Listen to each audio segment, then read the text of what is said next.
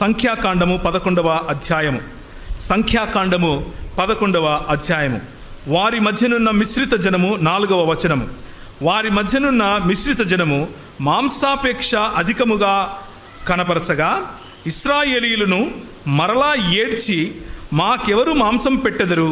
ఐగుప్తులో మేము ఉచితముగా తినిన చేపలను, కీరకాయలను, దోసకాయలను, కూరాకులను, ఉల్లిపాయలను, తెల్లగడ్డలను జ్ఞాపకమునకు వచ్చుచున్నవి.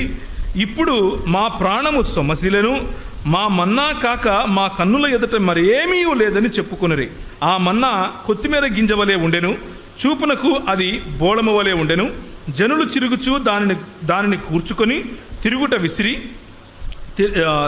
విసిరి లేక రోట దంచి పెనము మీద కాల్చి రొట్టెలు చేసిరి. దాని రుచి క్రొత్త నూనె రుచి వలె ఉండెను. ఇది సమస్య ఏంటి అని